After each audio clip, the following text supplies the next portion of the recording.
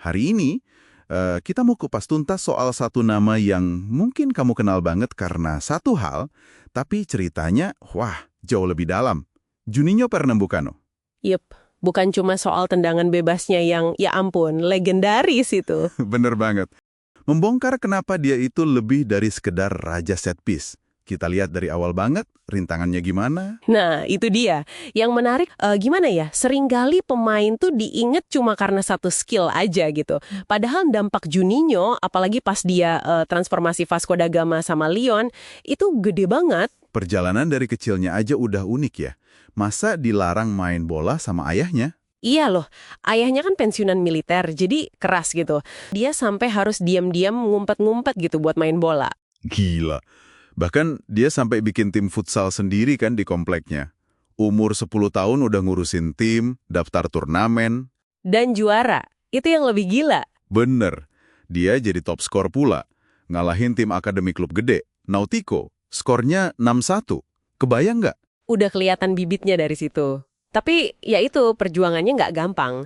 Pas akhirnya boleh nih ikut trial di Sport Recife, klub idolanya. Iya, ada cerita itu juga ya. Pelatihnya malah komentar soal fisiknya. Betul, sempat diraguin gitu, wah kamu kulit putih, mata ijo, kayak nggak cocok main bola mungkin pikirnya. Tapi, dia cepet banget buktiin diri, cetak gol penting lawan rival, terus bawa timnya juara negara bagian. Umur 19 tahun udah jadi bagian generasi emas. Luar biasa sih mentalnya dari awal.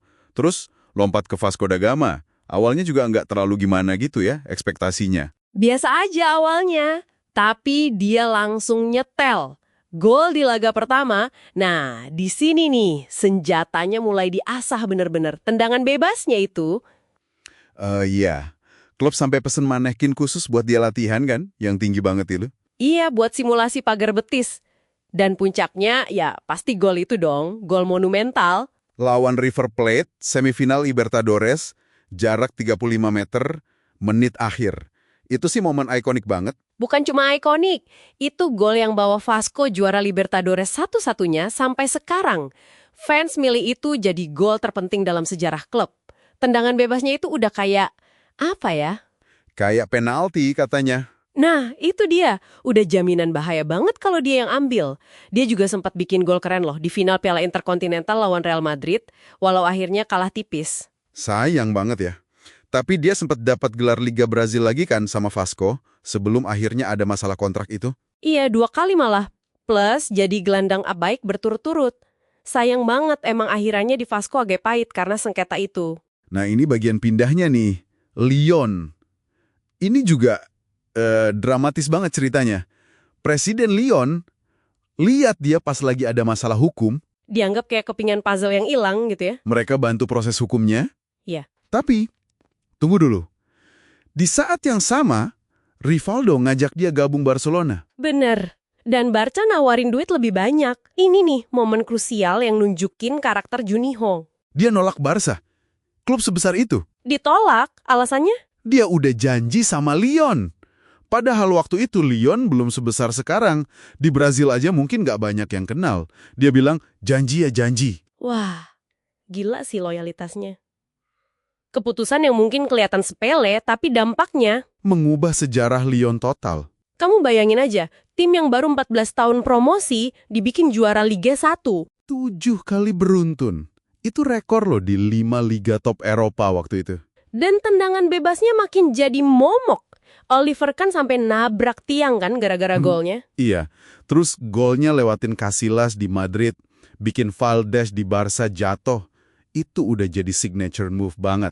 Sampai-sampai Fred, rekan setimnya, bilang pemain Lyon lain tuh kadang sengaja diving dekat kotak penalti. Biar dapat free kick gitu ya, karena tahu Juninho pasti golin. Kemungkinan besarnya gitu. Dan hebatnya lagi, banyak golnya itu pas skor masuk kaca mentah 0-0. Jadi benar-benar krusial, pemecah kebuntuan. Dia jadi kapten, pemimpin di lapangan. Sempat masuk nominasi Ballon d'Or juga kan dia? Betul, pengakuan atas performa luar biasanya di Lyon. Abis dari Lyon, dia sempat ke Qatar, terus MLS, balik lagi ke Vasco ya? Ia menutup lingkaran karirnya. Tapi akhirannya ada, gimana ya, sedih juga. Cedera parah pas lagi ambil tendangan bebas terakhirnya. Ironis banget ya. Iya. Tapi ya warisannya jelas sih, jauh lebih besar dari sekedar, katakanlah 75 gol tendangan bebasnya itu. Dia itu pemimpin, pemenang, simbol loyalitas yang udah jarang banget kita lihat sekarang. Benzema aja sampai bilang dia rekan setim terbaik selain CR7. Itu udah pengakuan luar biasa. Dan julukan raja di atas bukit dari fans Vasco itu juga bukan sekedar julukan, itu bukti cintanya fans ke dia. Jadi kesimpulannya nih dari deep dive kita, jelas Juninho itu master tendangan bebas, nggak diragukan lagi. Tapi dia lebih dari itu. Pejuang dari kecil, pemimpin yang bisa mengubah klub, ikon loyalitas, arsitek era emas buat Vasco dan Lyon. Paket lengkap lah ya. Nah, ini mungkin satu hal menarik buat kamu pikirin nih. Tadi kan kita bahas soal dia nolak Barcelona ya. Ah, ya? Coba bayangin, kalau aja dia terima tawaran Barca. Mungkin piala individunya lebih banyak, main di panggung yang lebih wah lagi. Tapi, apakah rasanya bakal sebesar warisan unik yang dia bangun dengan bawa Vasco, dan terutama Lyon, ke puncak kejayaan mereka? Pertanyaan bagus itu. Sesuatu buat direnungkan aja, apakah selalu soal trofi individu dan klub terbesar, atau soal membangun sesuatu yang spesial dan bermakna?